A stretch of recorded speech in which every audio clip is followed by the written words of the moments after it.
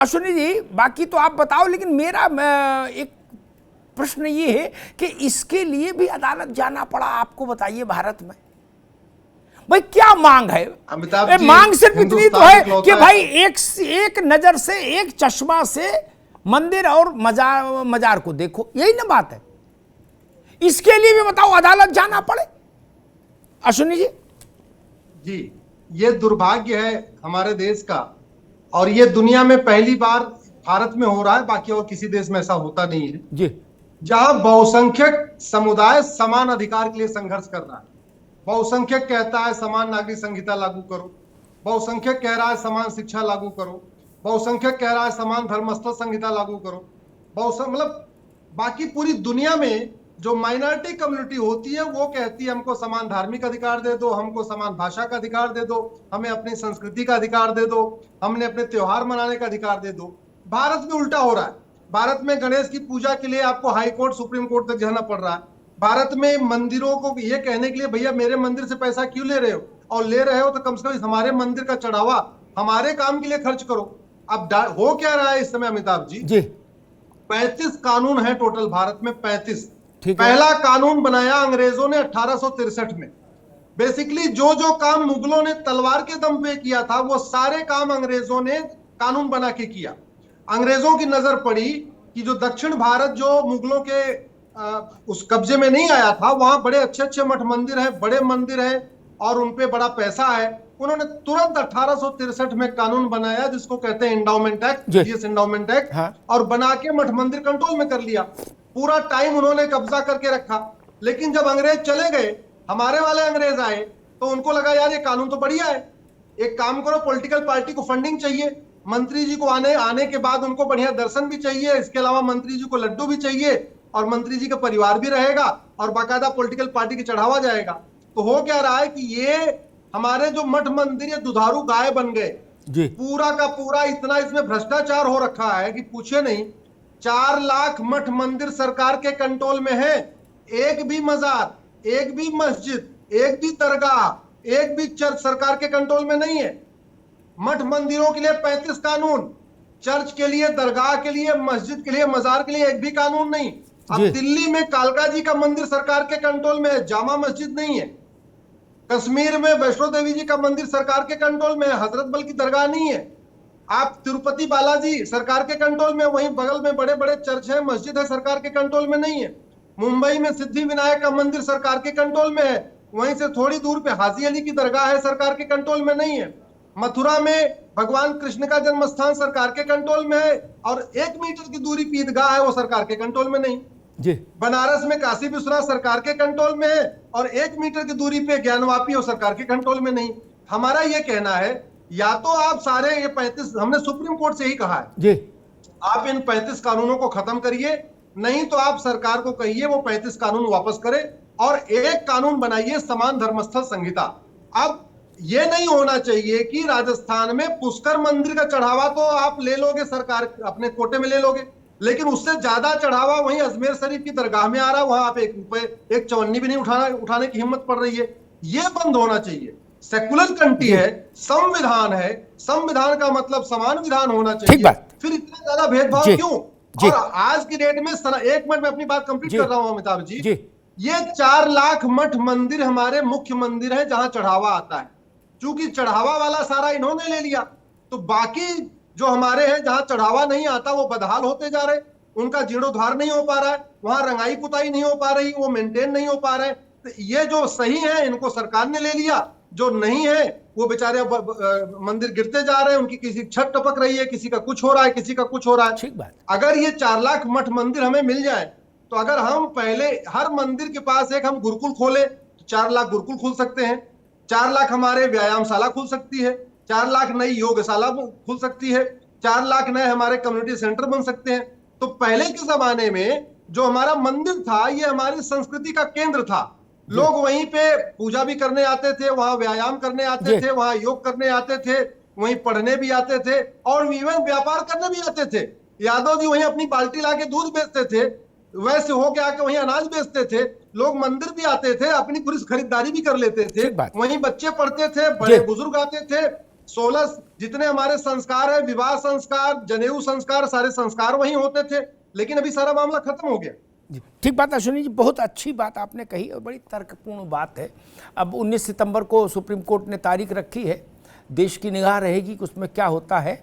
और ईश्वर आपको इस न्याय युद्ध में, जी जी जी जी, एक बात जरूर करना, जी, हमारे देश में 1000 के आसपास महामंडलेश्वर है और मुझे लगता है 500 के आसपास जगत गुरु हैं। मुझे समझ में नहीं आ रहा है, ये हमारे जगत गुरु, हमारे कथावाचक, राम कथावाचक, भगवत कथावाचक, महामंडलेश्वर, ये सुप्रीम कोर्ट क्यों नहीं आ रहे? जी, ठीक बात। अकेले अश्विनी उपाध्याय कहां कहां लड़ते रहे?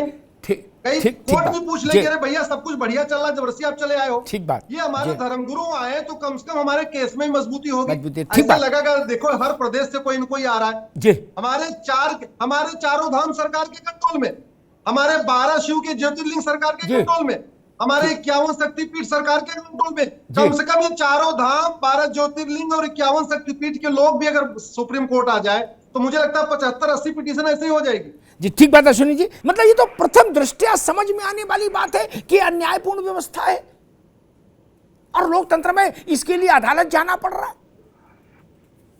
कंचन जी, फिर सरकार को वोट काय के लिए देते हैं जब सब काम अदालत को ही करना है? तो सरकार की फिर उपादेयता क्या है? जी जी सर, बिल्कुल आप जो कह रहे हैं मैंने अश्विनी सर को अभी सुना और ये बहुत ही गंभीर प्रकरण है और ये बिल्कुल कहने वाली बात है कि हम भारत में रहते हैं और आजाद होने के बाद भी हमारे जो मठ मंदिर हैं वो अभी तक आजाद नहीं हो पाए। यानी कि 107 करोड़ 94 लाख की जनसंख्या जो कि हिंदुओं की है और 10 लाख से अधिक मंदिर जहाँ हो वहां पर जो प्रमुख मंदिर है 4 लाख, वो सब कब्जे में जा रहे हैं सरकार की, उनका सब सरकार ले रही है। और ये तो आप जानते ही हैं कि जो हमारा भारत है 100 मंदिर मुख्यतः ऐसे हैं जिनका चढ़ावा भारत के बजट के कुल योजना व्यय के बराबर है।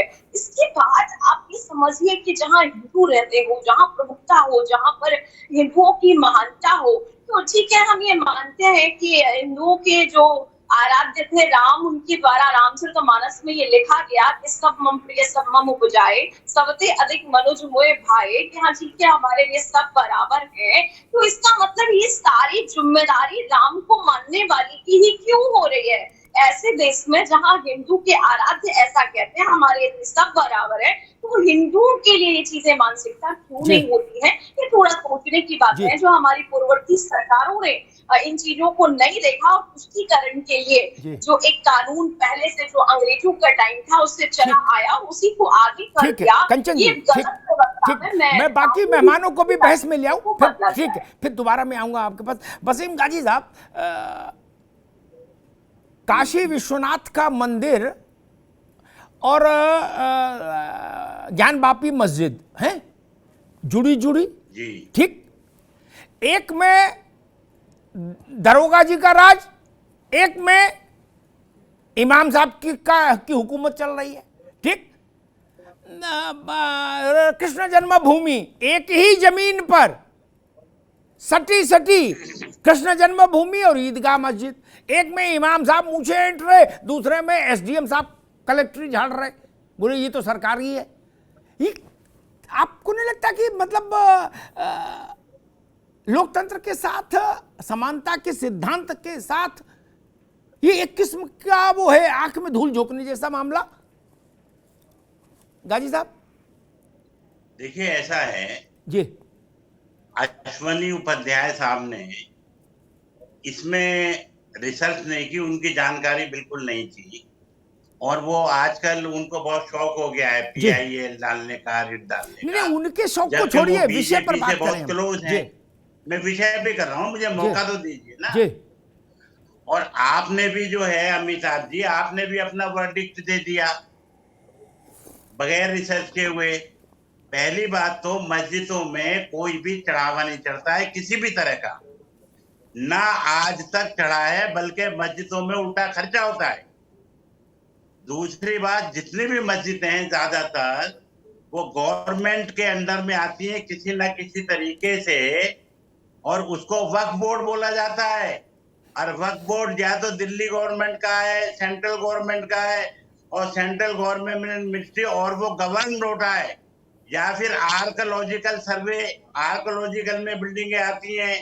दूसरी बात ये है कि जितनी भी मस्जिदें हैं, चाहे जामा मस्जिद है, अब उसमें वो घपलेबाजी में शाही इमाम क्या करते हैं वो तो मुझे नहीं मालूम कि वो पार्किंग से कितना पैसा लेते हैं, वो गाड़ियां खड़ी करने का कितना लेते हैं, वो जो गोरे लोग आते हैं उनसे कितना पैसा ऐंठते हैं, वो इलीगल कितना एक्सटॉर्शन करते हैं उसका तो मुझे मालूम नहीं है।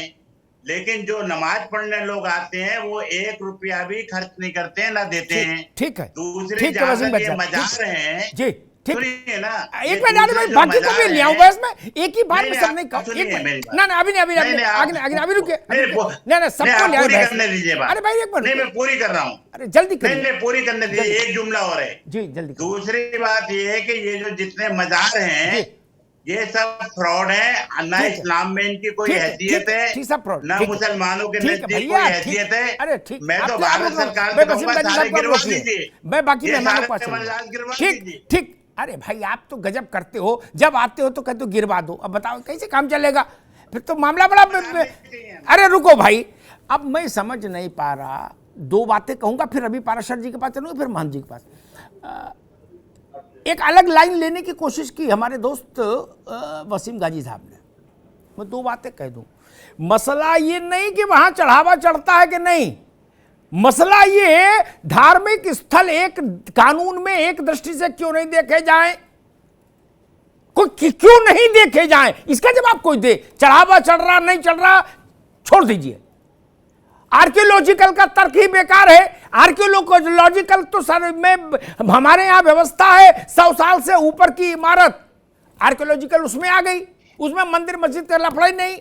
तीसरी बात जो वसीम गाजी साहब ने कही कि दरगाह से हमारा लेना देना नहीं, दुनिया में जितने भी मुस्लिम देश हैं उन सब के शासक और दुनिया में जितने भी बड़े नामी गिरामी मुस्लिम हैं वो सब सर पे टोकरी रख के, गुलाब की और चादर की और इत्र फुलेल रख के अजमेर शरीफ जाते हैं कि नहीं जाते हैं। अब बता रहे कि जी हमारा उससे लेना देना नहीं, ये कोई तर्क नहीं होता। अरे किसी एक व्यक्ति के कहने से नहीं, अभी नहीं आएंगे आपको बस, एक व्यक्ति के कहने से मान भी नहीं सकते, बड़े मसले हैं। रवि ठीक, अरे रुको भाई, रवि पाराशर जी आपसे मेरा प्रश्न ये, कोई ये नहीं कह रहा, न मैं ना अश्विनी उपाध्याय, कि इनको 19 मानो हमको 20 मानो, ऐसा तो कोई कह नहीं रहा। हम करें या तो सबको 19 मान लो या सबको 20 मान लो, इसके लिए भी अदालत जाना पड़ रहा हो, सरकार आपकी है।